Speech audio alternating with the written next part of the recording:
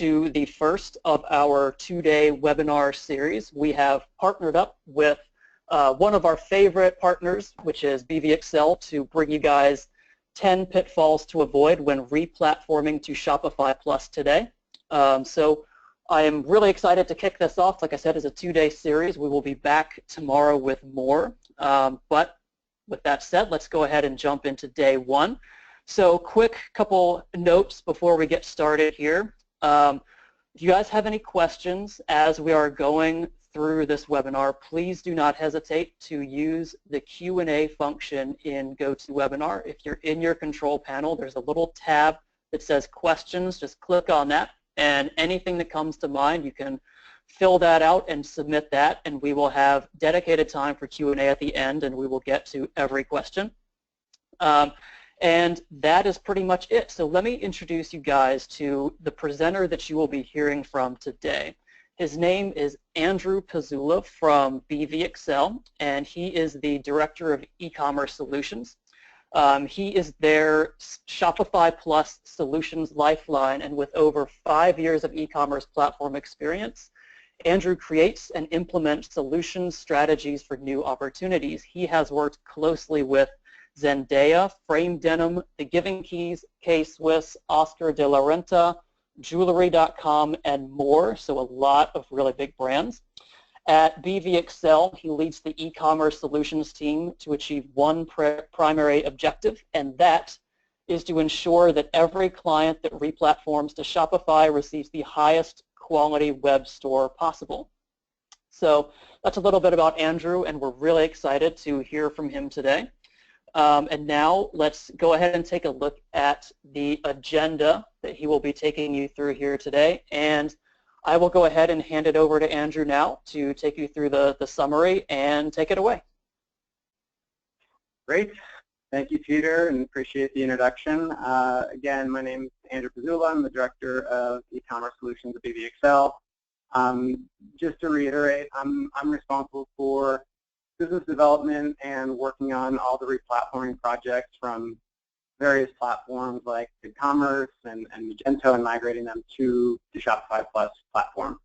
So just to go through the agenda quickly, and for a little bit of context, I wanted to give some background on our agency, and then also a little bit about the Shopify Plus platform before going into the 10 pitfalls to avoid when replatforming. And then again, just to reiterate too, this is all going to be centered around migrating to the Shopify Plus platform. And at the end, we can open it up for QA and wrap things up there. So real quick, BVXL is a full-service agency that focuses primarily on the Shopify Plus and Optimizely platform. We've been around for about 3 years. We work with some of the largest names on Shopify Plus. So if you look into our portfolio, you'll see Red Bull, Procter & Gamble, Movement Watches, Hallmark, and then more recently, The Giving Keys, Kopari Beauty, many others. We're also the only Shopify partner that's also a 3-star partner with Optimizely, which really just means we're very focused on UX and implementing best practices in terms of design and understanding how that affects revenue per visitor. We also work with our clients across the entire funnel. So this includes user acquisition, conversion rate optimization, and retention strategies as well. And since we're in a position to really guide our clients, we're very data-driven and make sure that we can tie return on investment to all of our recommendations and our clients' investments as well. So, for those that don't know about Shopify Plus, we've strategically aligned with them and built our whole business around specializing in the Plus platform for a number of reasons, which you'll hear throughout the presentation. But Shopify Plus is a cloud-based e-commerce platform that has been developed really with high volume and mid to large merchants in mind. Shopify as a whole has 275,000 merchants of all sizes on the platform. Really large and growing developer community. More recently, the Shopify Plus team has really focused on building out an enterprise version of the software for really the more sophisticated and higher volume merchants. So where they place their investments is really in the additional feature set, which includes more available APIs, more control over things like the checkout, more access for teams like ours to inject scripts and more code control. So it's really enabled our team to move along with Shopify upmarket.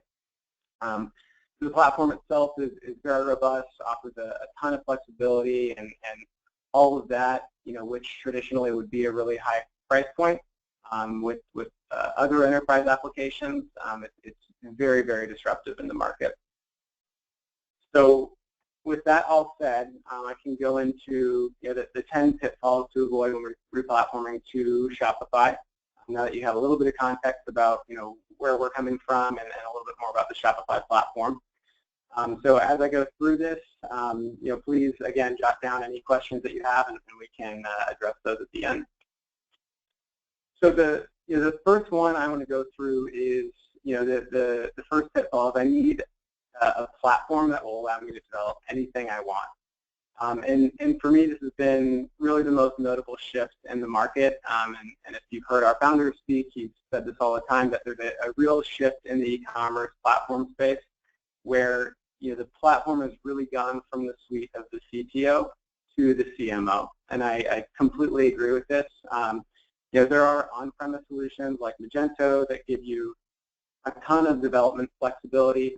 But at the same time, you also then carry that burden of managing your own technology and infrastructure or paying someone to do that for you. On the other hand, the approach that we've taken to align with a SaaS platform like Shopify, it really gives you a really flexible and robust system. But then, as a merchant, you don't have to worry about technology or hosting and infrastructure in general. And this decision really boils down to what your needs are, what your goals are. And the way that I see it for most B2C retailers, you shouldn't be picking a platform, an e-commerce platform, just because it allows you to develop anything you could ever imagine. What you should really do is pick a platform that enables you to be agile and nimble from a marketing standpoint, enable your team to make updates, run campaigns, put up banners and personalization, and still deliver a really amazing front-end experience to your customers. So with that, I mean, your life overall will obviously be much less stressful. You don't have to worry about concerns with speed and infrastructure, or more importantly, crashing during those peak times during high traffic moments. So the next slide here, the second pitfall here is really I need to be on a platform that my largest competitors are on. And touching along the same lines, 5 to 10 years ago, this may have been true. Merchants then were really forced to choose really high-end technologies like an IBM WebSphere or ATG, Oracle, or even more recently in the mid-market, something like a Magento. And merchants were forced to choose that because they wanted to accomplish, then innovative things like responsive design or integrating with back-end systems, but really that's just not the case anymore. Technology is caught up, as it always does. So really what we suggest is picking a platform that will handle your technology requirements, again, allowing you to be nimble from a marketing standpoint and allow you to really scale.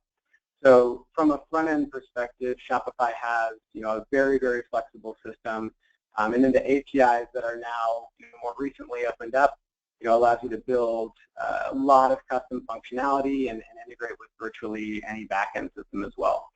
So for example, we've taken on Shopify projects for some very large and sophisticated businesses that frankly had very complex requirements. And using Shopify's new APIs, we're allowed to integrate with ERP systems like NetSuite and SAP, Microsoft Dynamics, and even completely custom backend systems sometimes. So as you can imagine, if you can leverage a platform like Shopify in these scenarios, you can really implement these at a fraction of the cost of some of those traditional enterprise applications.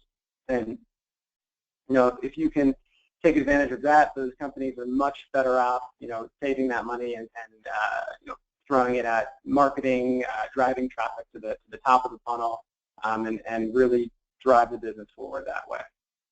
So again, the main point here is just not to overinvest in technology. For how the Shopify platform has evolved today, you probably don't need it anymore. And instead, save that money and invest in the top of the funnel.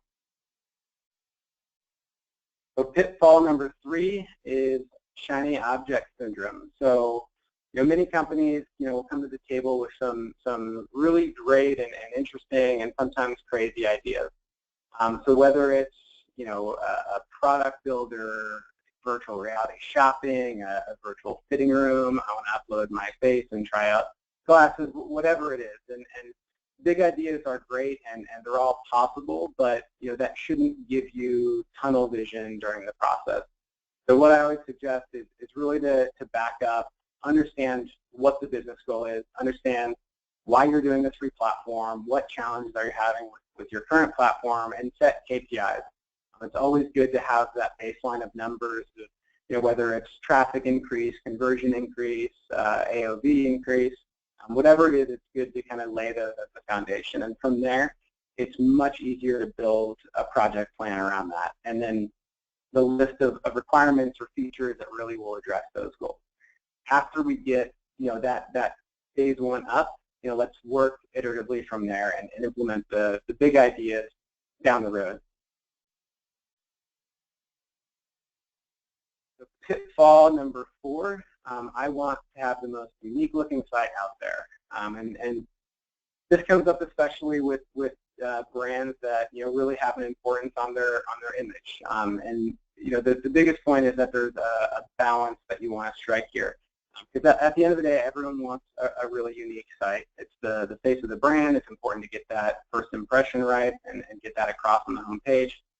But at the same time, everyone also wants to make sure that they have the optimal conversion rate. So, when you think about just a pure creative resource or a pure creative agency or shop, they may be able to produce, really beautiful designs, really beautiful aesthetics and banners and logos, but their expertise is, may not lie in web, e-commerce, UX. Those are 2 very different things. And this is part of the reason why us as an agency has taken on design in-house. And our approach on this is really to make sure that we're designing a site that represents the brand image, tells the story correctly, highlights the value proposition of the brand, but also make sure it's really optimized to convert. So, the goal from a conversion standpoint is really to build something that addresses, again, all of your personas, your target audience, make sure it speaks to them.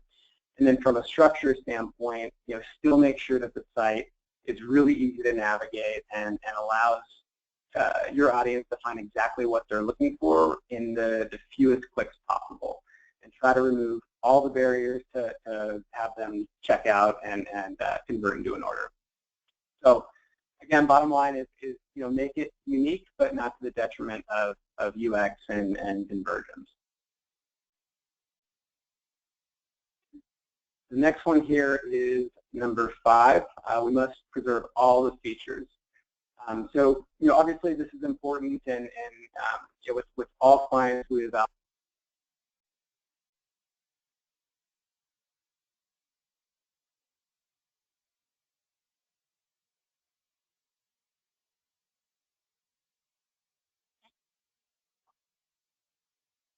Difficulties there, apologies. So just to reset, number 5 was we must preserve all the features. So again, with all of our clients, we go through and look at their feature set of their current site, make sure we're preserving those that are critical. So jumping back to the e-commerce platform space, I don't think side-by-side comparison of just features alone is really relevant. No single platform by itself is going to be the best at everything and at every single feature.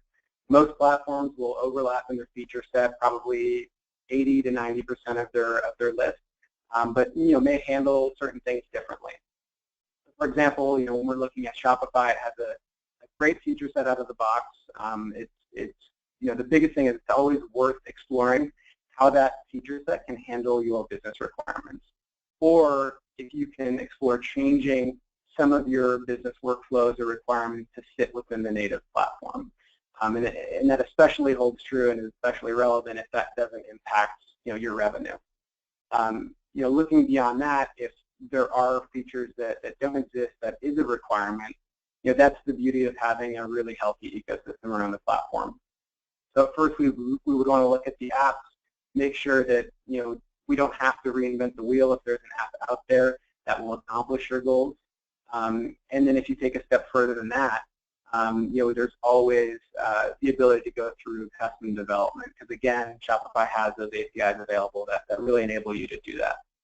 So the first thing is just be open to the idea of handling requirements creatively. It'll make your life a whole lot easier and make the transition much smoother. The second is that it also might be a good time to take a step back and maybe do some cleanup of your feature set. Maybe your site is cluttered, or maybe you've added a lot of things over time.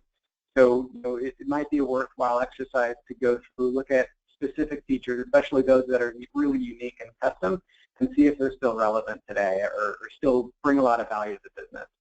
I'll share one example. I was working with a company that had a really unique product finder. They had maybe 6 or 7 drop-down menus, and every option was predicated on the previous drop-down, and they had a lot of custom logic built into it. So, what we had to do was evaluate, do we want to invest in rebuilding this tool on Shopify, or do we move forward without it? And what they realized after looking into, is this really critical, is that they could really only point to about 1% of their traffic actually using this tool. So at that point, you really have to decide, is it worth the investment? Is it bringing a lot of value? So the way that I really like to approach these feature lists, and especially those that are custom, is to prioritize those features that are based on ease of implementation and what's going to bring the most value to the business, and really prioritize things that way. And this especially holds true when you're talking about time-consuming custom development. The number 6 here is an obvious one, but it has to be perfect when it launches. And that's going to mean different things to everyone, but this also really goes back to shiny object syndrome. And again, understanding what goals you're trying to address up front. But it's really important to not get stuck on this really long feature list that's going to extend timeline, that's going to be expensive, and just keeps pushing out your launch. I always recommend trying to define a minimum viable product, an MVP, for a number of reasons, and an MVP is going to be different for every business. But it's important because you want to launch in a timely manner. You're going to start seeing an ROI if you launch sooner, and you can always iterate on top of that initial launch. The second thing is you don't know what's going to perform out the gate. So you are going to learn a lot from your business the sooner you're going to learn a lot about your website the sooner you launch. So really launch with that MVP and start looking at the data. You're going to see what's working, what's not working, and that is going to impact how you prioritize new features and again, what's going to bring the most value to the business. Another example I'll share quickly is, a lot of people will go through, look at competitors' sites, and they'll see, all the things that they're doing, and they want to make sure they're doing it as well. And one example is to invest in something like a really advanced search tool, and these are phenomenal tools. When you think about things like search merchandising and suggested items, predictive search, word correction, those kinds of things. Again, they're great tools, but it's important to note, is it going to be beneficial to your user base and to your site? So again, important to look at the traffic. If you have a search bar, for example, today, how many people are actually using it? And furthermore, what kind of sales can you attribute to, and what would be the potential lift from, implementing something a bit more sophisticated. Once you look at the data and get some numbers behind it, it's going to be really easy to determine if worth that investment. So again, think in terms of an MVP and build things over time after you learn more about the customer. Moving on to number 7, we can just rely on the newer system to handle it. So another pitfall, but this is more from an operational standpoint. And I think it's just important to note, what Shopify does as a front-end platform, because sometimes companies will get in this mindset where, we're implementing a new system and it's going to support everything from front-end to operations. But it's important to just evaluate all the systems that are in play, what is being used today, and how that's going to have an impact on the storefront going forward. So a lot of more, I guess, sophisticated or larger companies are running various systems in the back end. So whether it's accounting system, managing orders, warehousing, fulfillment, inventory, managing purchase orders, whatever it may be, again, it's just important to define the roles of each of those systems and how that's going to play into your e-commerce channel and the replatforming project. So this will really be the exercise that's going to drive any requirements around what systems need to be integrated with one another. So in terms of once an order is placed, how that's going to work with my NetSuite tool or my backend tool, how is my inventory going to be updated, customer data, the workflow there. So just make sure that's not something that is overlooked. Number 8 is when you build it, they will come. So this is a little bit about marketing, and this is a bit of a trap that companies get in where they really, again, kind of get this tunnel vision and spend a lot of their budget on design and development. And I don't want to say that's not important, but you also have to understand the entire e-commerce funnel and think about how are you going to be attracting users to the site and the overall user acquisition strategy. So you don't want to be in a position where you design this beautiful website that converts really well and is really scalable and is going to take you to the next level, but then you don't have the capital or the strategy in place to really drive the traffic necessary to grow.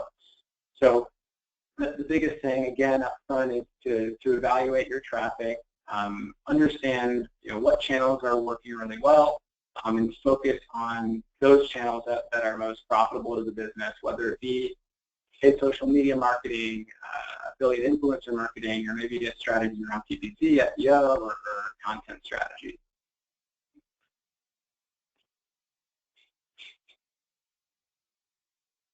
Number 9 is don't sweat the small stuff. So again, this kind of goes back to working in phases, but again, prioritizing those items that are going to bring value and not getting hung up on that long wish list of features or edge cases. And I made a note below is that I think for most of the feature lists that I see, the 80-20 rule is going to apply, where 80% of the revenue comes from 20% of the features. And from a platform standpoint, I think one thing that's important to note is to pick a platform that gives you the ability to really easily expand on your feature set and experiment with newer technologies. So this is one of the other reasons that we partner with Shopify, is really around the ecosystem. So making sure that it's available to add apps, experiment with new tools. It gives you a lot of agility to quickly deploy new iterations of the site, so you can scale after that initial launch. Also, Shopify is investing a lot in pushing the boundaries in terms of e-commerce for many features. So, for instance, they're going to be one of the first platforms that make something like Apple Pay available to their merchants. And since, again, they're SaaS, they can be the ones that push that feature out to all of their merchants rather than having to build it or upgrade it yourself. So again, they're able to take advantage of economies of scale because they have such a large merchant base. And as a merchant, you're much better off letting someone like Shopify invest in those sort of innovative technologies rather than investing in that, being the first one to do it yourself. So again, the main point here is just not to overcomplicate your feature list, and really to pick a system that is on the bleeding edge in terms of new technologies and innovation, and really has a healthy ecosystem as well.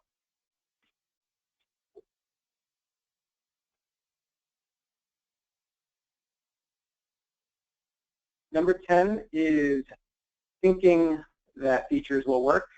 So this slide is really around pushing a data-driven culture.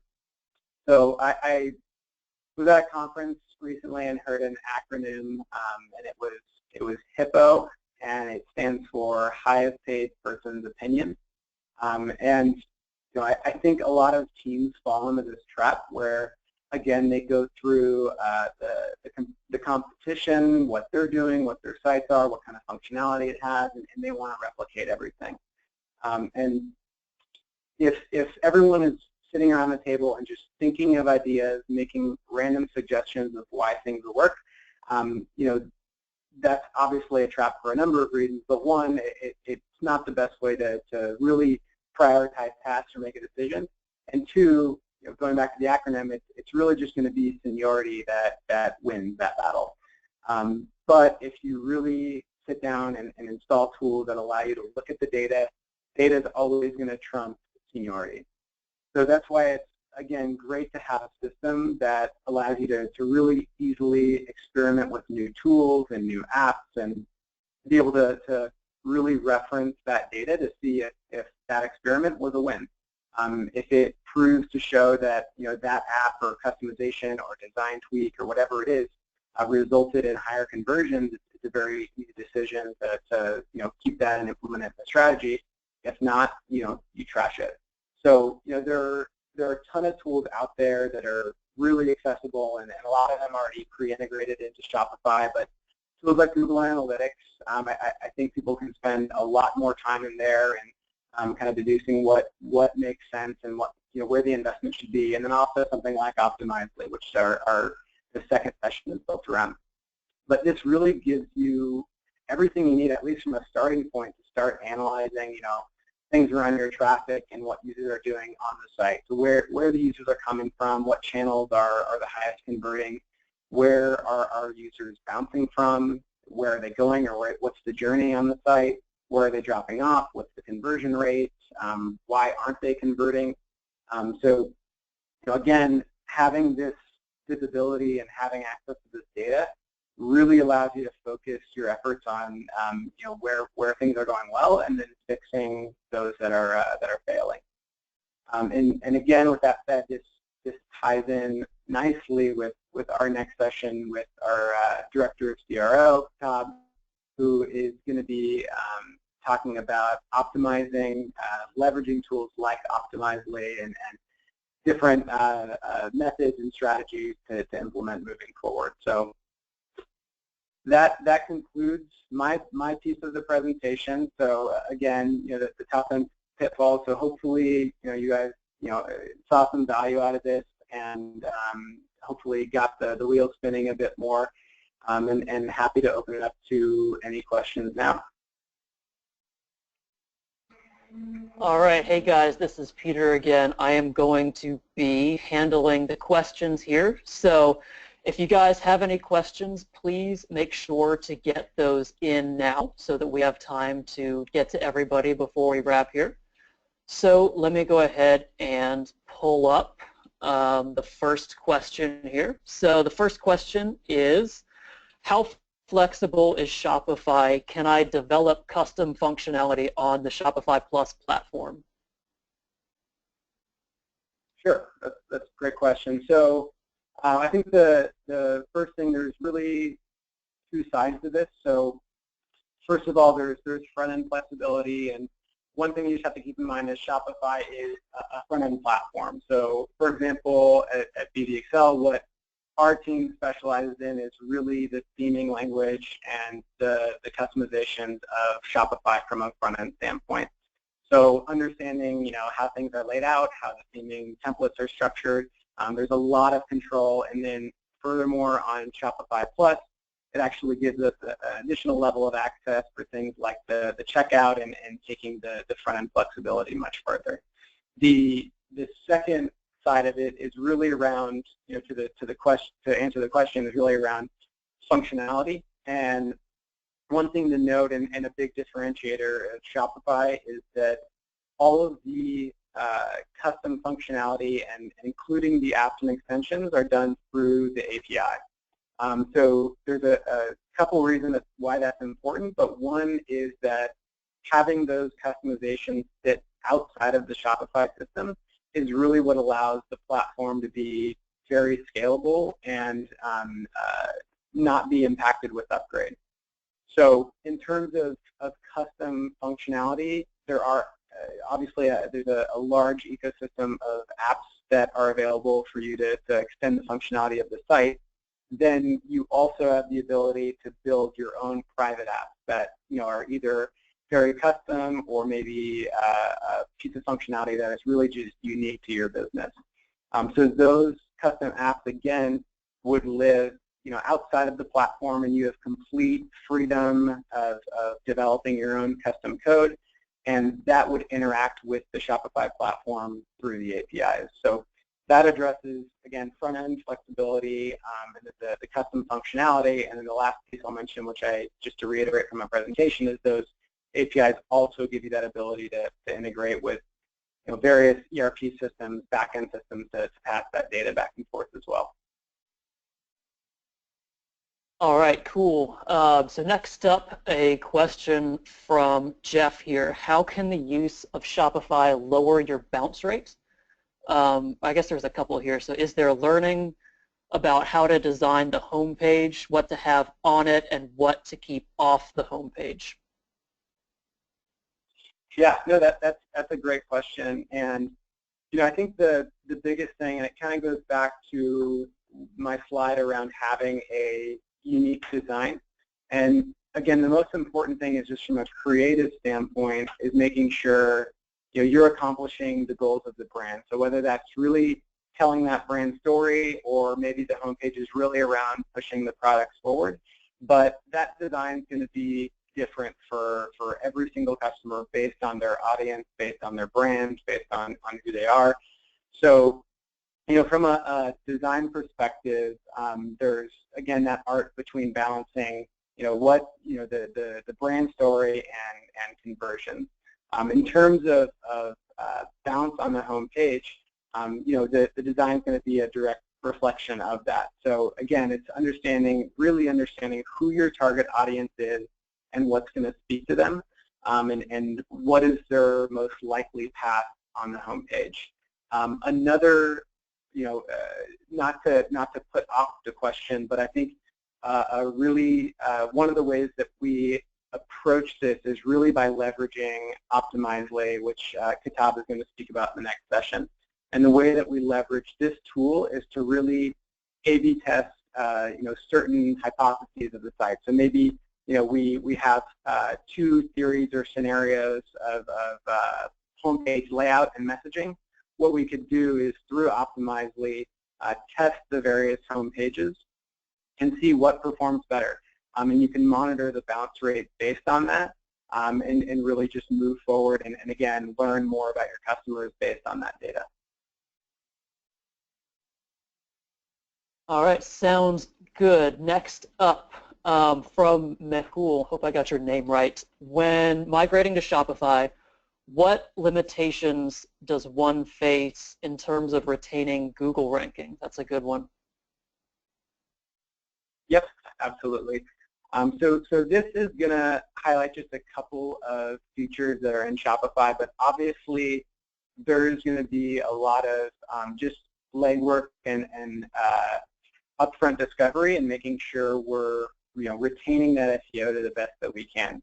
So within Shopify, there's a lot of tools available to just ensure that you're going to be successful from an SEO standpoint. So it gives you control over, the URL structure, for example, putting in metadata, all the tags, everything that you need, again, to be successful from an SEO standpoint. And then furthermore, it's going to be crucial to make sure that you're preserving all those URLs. So, making sure that we understand the entire sitemap, whether it be blog posts or certain landing pages, any of those pages that are going to be migrated to the new platform, you need to make sure there's, permanent redirect set up to make sure that, there's no loss in those individual links as well. And then, beyond that, there's obviously a lot of work you can do just in terms of further keyword research and making sure that, the new platform actually drives your SEO forward rather than flatlining. All right, couple from Todd here. So question number 1 from Todd is, which partners do you prefer for shipping, such as Shipping Easy, and inventory fulfillment, such as Stitch? Yeah, no, those are great questions. And again, I guess I'll first start from an operational standpoint.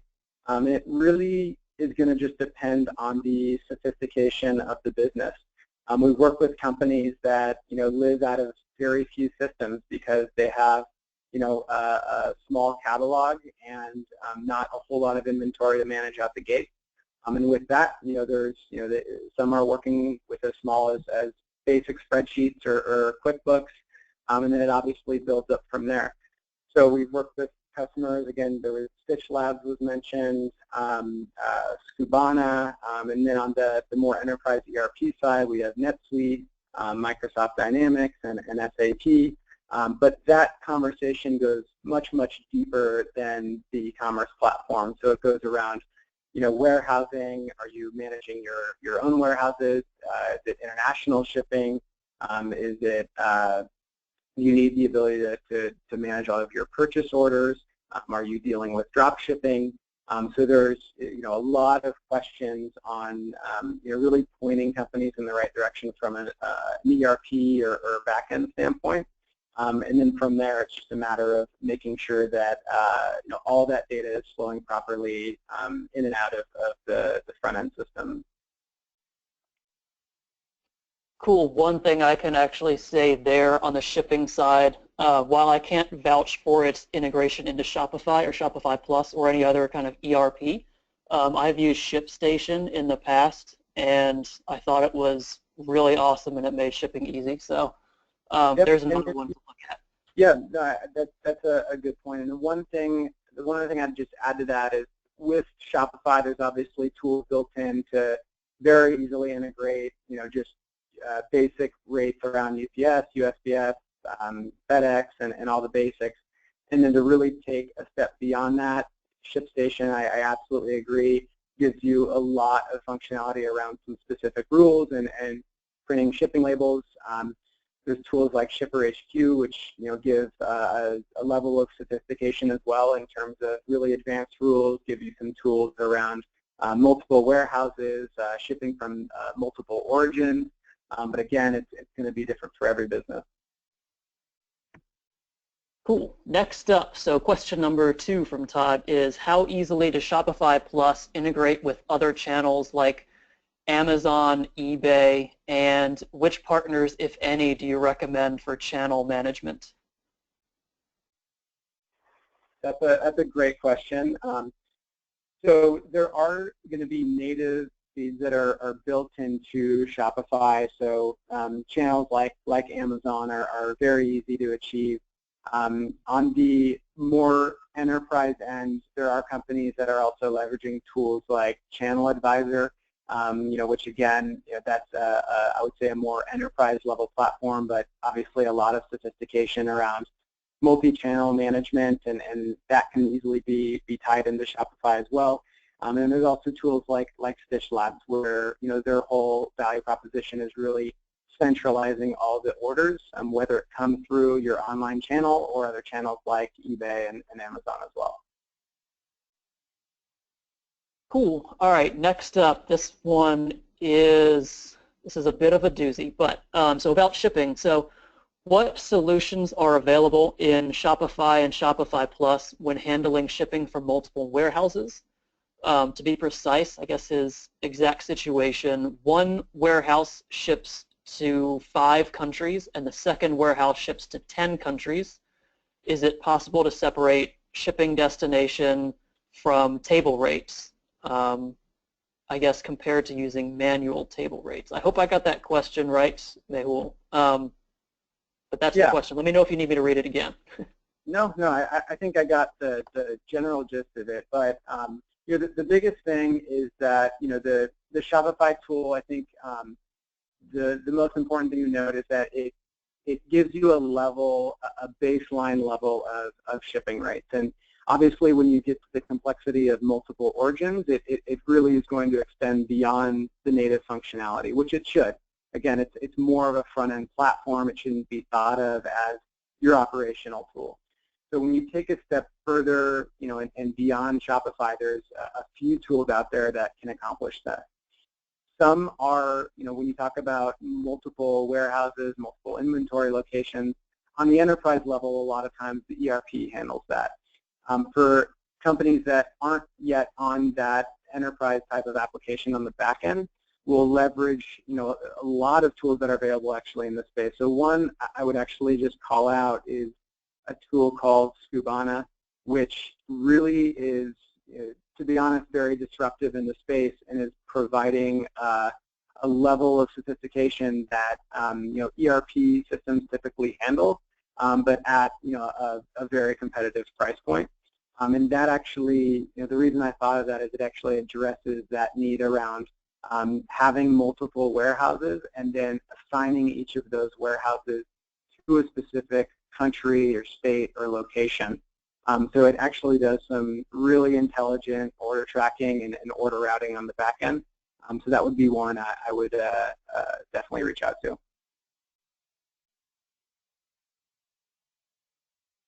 All right, cool. Next up, another one from Jeff here. So any experience of having the phase one only be a part of the brand's product catalog?